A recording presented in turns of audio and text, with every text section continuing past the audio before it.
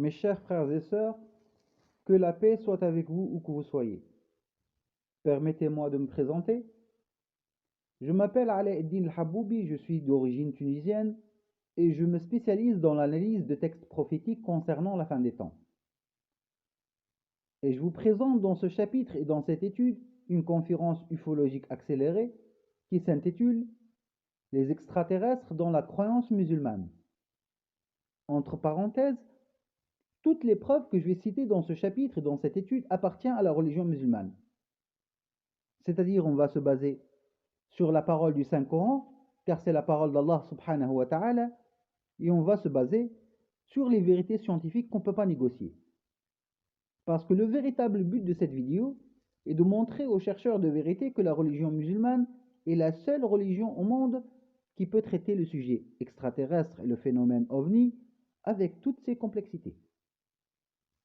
D'abord, il est vital de comprendre l'un des principes des musulmans croyants.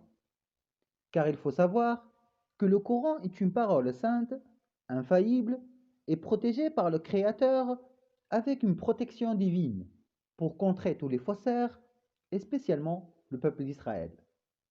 Et croire à cette protection fait partie des principes de cette religion. Et sur ce même principe que les scientifiques de l'islam ont bâti leur véritable science et savoir. Dans la croyance musulmane, on n'a jamais été la seule espèce intelligente qui existe dans l'univers. Et ça, depuis le début de la création. Parce que Allah subhanahu wa ta'ala, le créateur de toutes choses, dit dans le Saint-Coran « Et je n'ai créé les djinns et les humains que pour m'adorer ». Sourate 51, ayah 56. Il faut savoir que le Saint-Coran contient de l'histoire du passé, du présent et du futur. Et quand on étudie l'ordre divin des mots dans certains versets coraniques, la soumission et le retard sont voulus. On appelle ça at-taqdim wa ta'khir. C'est-à-dire que les scientifiques de l'islam étudient l'ordre des mots dans certains versets coraniques pour extraire des informations scientifiques pures et dures. Et on va donner un exemple simplifié avec le même verset. Quand Allah subhanahu wa ta'ala dit « Et je n'ai créé les djinns et les humains que pour m'adorer », le fait de citer les djinns avant les humains dans ce verset nous livre l'information que les djinns nous devancent dans l'ordre de la création et dans l'ordre de l'existence. Et automatiquement, ils nous devancent en matière de connaissances et en matière de technologie. Car dans le milieu scientifique concernant l'évolution des civilisations, on part sur le principe que l'espèce intelligente qui est créée la première va devancer toutes les autres en matière de connaissances. Reste le seul obstacle est de ne pas être éradiqué complètement avec un cataclysme majeur qui fait rompre la chaîne de transmission du savoir. Revenons au sujet, puisque les djinns nous devancent dans l'ordre de la création, ils nous devancent automatiquement en matière de connaissances et de technologie. Et tout dépendra de l'écart entre la première création intelligente et la seconde. Et supposons que l'intervalle entre la création des djinns et la création des humains est de l'ordre de 5000 ans, cela veut dire qu'ils vont nous dépasser de 5000 ans de vécu et de connaissances dans la matière. Et si on pose entre les deux une palette de 1 million d'années, ça devient une horreur d'envisager une rencontre entre les deux. Comment pouvons-nous comprendre une technologie qui a 1 million d'années d'avance avec une science entre les mains qui lui manque 1 million d'années de mise à jour? Et c'est ce qui arrive aux témoins de rencontres rapprochées avec ces divers types. Les témoins ne sont pas des cinglés, les témoins ne sont pas des fous, leur témoignage est crédible, mais la véritable cause de certains récits irrationnels, c'est la palette de 1 million d'années.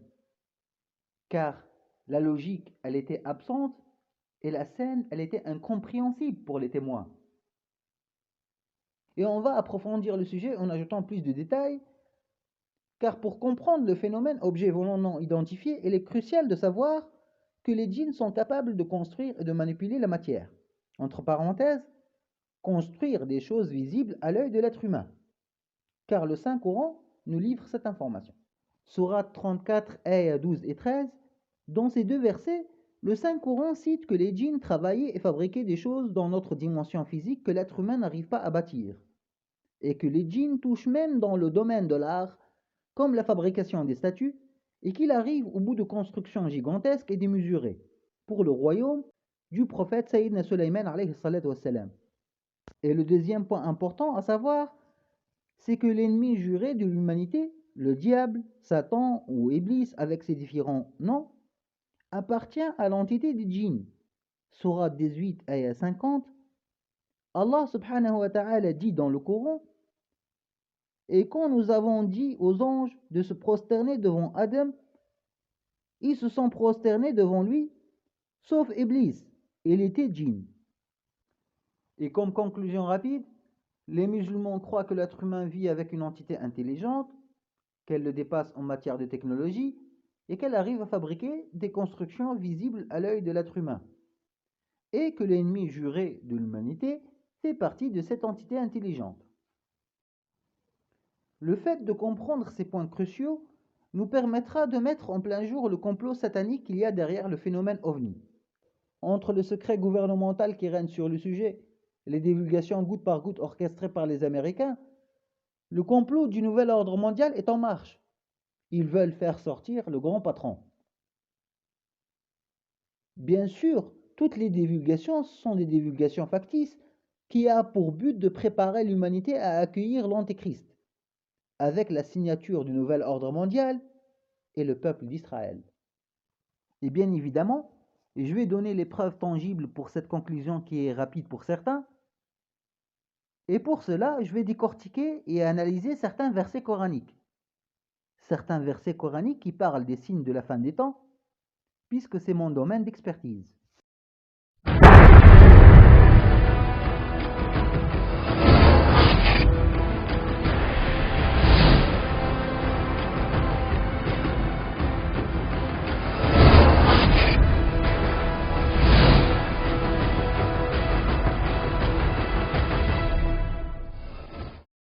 Pour bien comprendre les deux versets suivants, il faut bien savoir que quand Allah subhanahu wa ta'ala s'adresse aux mécréants dans le Coran, quand il dit « n'ont-ils pas su », c'est obligé que ce soit une découverte scientifique. Quand il dit « n'ont-ils pas vu », c'est obligé que ce soit un miracle visuel. Dans tous les cas, il faut que ça soit physique. Puisque la parole est adressée aux mécréants, il faut que ça soit ou un miracle visuel ou une découverte scientifique. Mais quand il s'adresse aux croyants, il s'adresse à ceux qui croient à l'invisible, alladhina yu'minuna bil ghaib.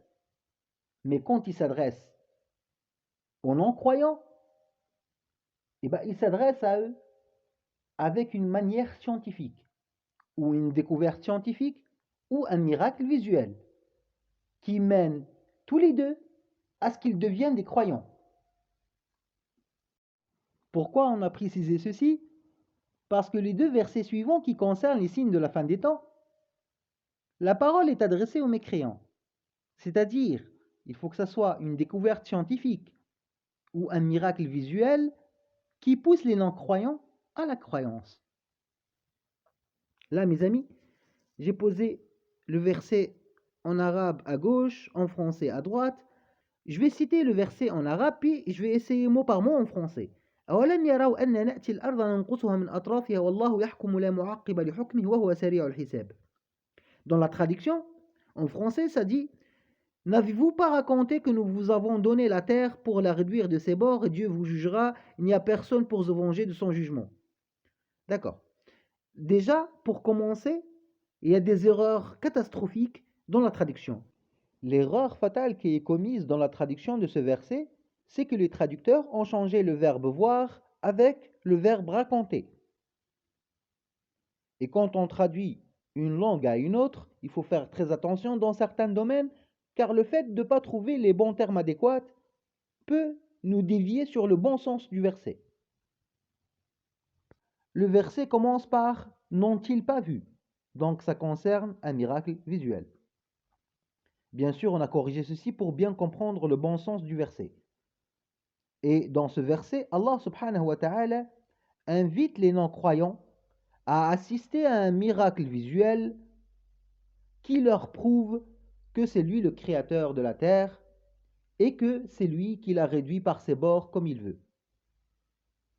Première question importante, comment le créateur peut leur montrer un miracle visuel qui prouve que c'est lui le créateur de la terre? Et bah, avec la manière la plus simple déjà pour commencer, c'est d'écrire son nom avec les éléments naturels. Le vent, la mer, la terre, le feu, les montagnes, la pluie, les rivières, tous les éléments qui apparaissent à nos yeux naturels, en fait, ils sont contrôlés par le Créateur, puisque c'est lui le créateur de toutes choses. Et la manière la plus simple de montrer un miracle visuel aux non-croyants pour qu'ils savent que c'est lui le créateur, c'est d'écrire son nom avec ces éléments-là. C'est-à-dire leur prouver que c'est lui qui a le contrôle sur l'incontrôlable. Et puisqu'on est parti sur un miracle visuel dans ce verset, on est arrivé à trouver le nom de créateur écrit avec les éléments naturels, et ceci est l'emplacement.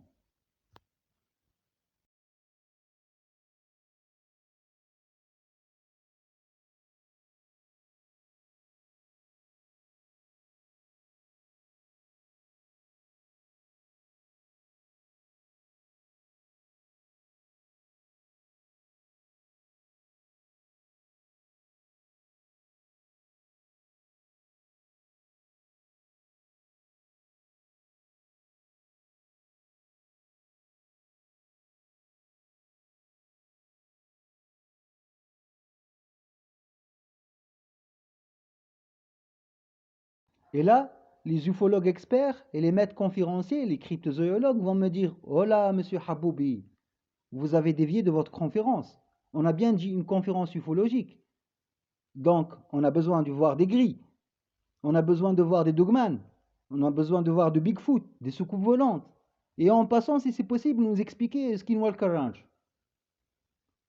Et ma réponse sera: j'accepte le défi.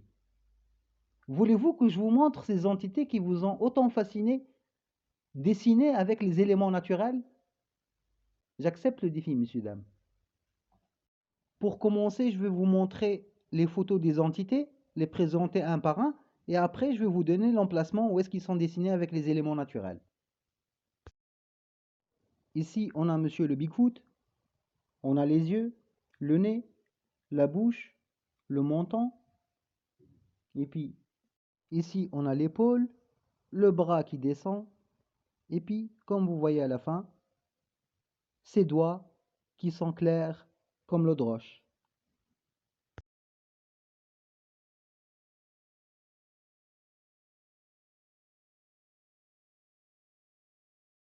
Je vous présente la deuxième entité.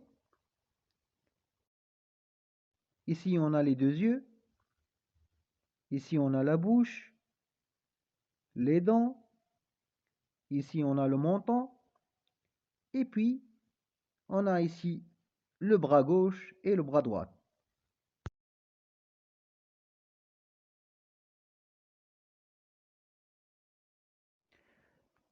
Passons à la troisième entité que j'ai nommée le géant.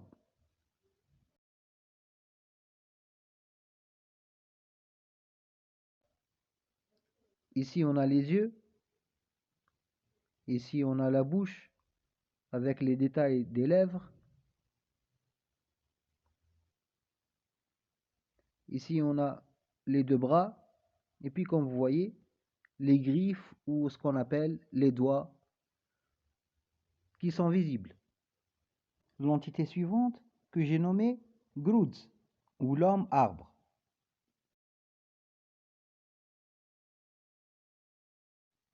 Ici, on a les deux yeux. Ici, on a le nez. On dirait une branche cassée. Et ici, comme vous voyez, la fente qui représente la bouche. Et les détails sont époustouflants.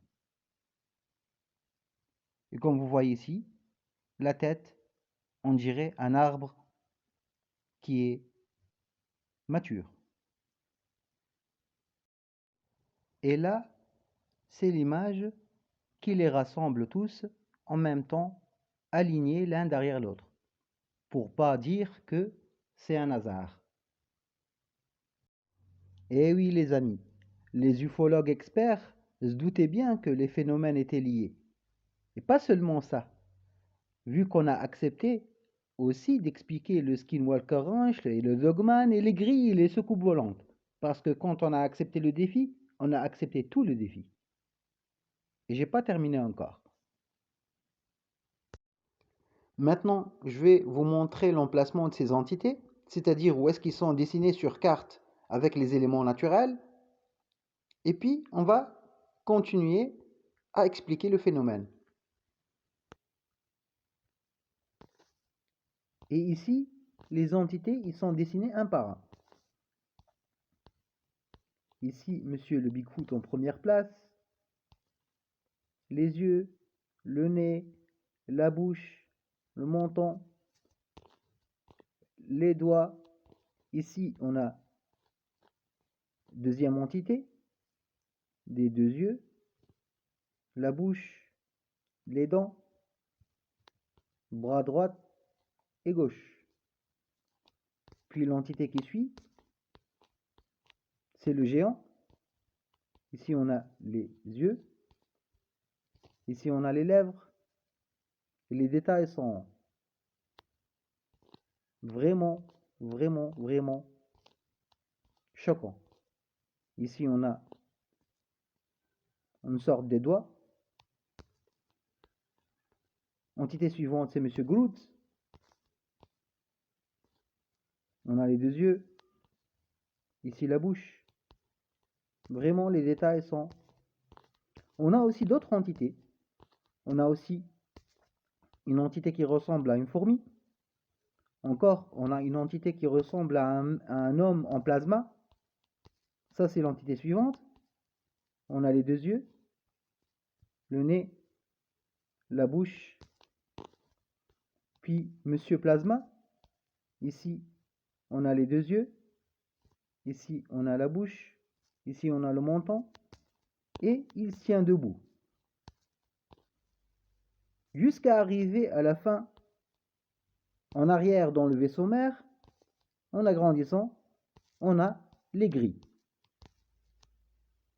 Ici, comme vous voyez, les yeux. Ici, on a le menton. Et comme vous voyez, la tête en forme d'œuf. Les grilles. Ces entités, ils sont tous dessinés dans la même zone. Et on va ajouter les détails, car on a gardé le meilleur pour la fin.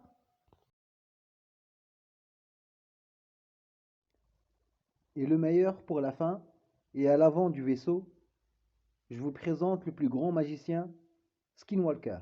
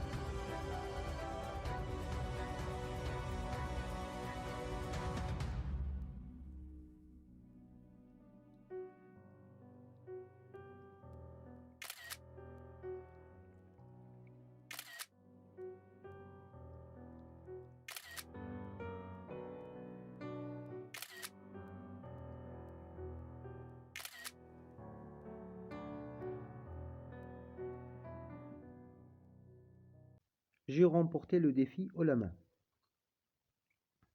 Et la seule trace que j'ai trouvée du dogman, c'est juste devant le magicien, devant le skinwalker. Un animal bipède qui a une queue, mais l'image n'était pas complète. Et que c'était fait exprès parce que ce phénomène est... Il y a un secret derrière, que même les entités eux-mêmes, ils ont joué le jeu pour cacher ce secret. Et le seul rempart et le seul obstacle qui sera entre vous et moi, mes amis, ça sera la franc-maçonnerie, cette organisation satanique qui va faire tout son possible pour combattre ce genre de savoir. Parce qu'ils ont tellement dépensé pour ce complot, ils ont tellement bâti pour ce complot, qu'ils ne peuvent pas lâcher que quelqu'un peut dévoiler tout ce complot en un seul coup, et avec une manière claire. Je vais isoler l'image pour vous montrer le dogman devant le skinwalker, mais laissez-moi vous dire quelque chose, les amis. Ce faussaire, ce skinwalker, n'est pas celui que vous croyez, car moi je le connais sur d'autres noms. Mes amis, je vous présente l'Antéchrist, El-Masih ad-Dajjal.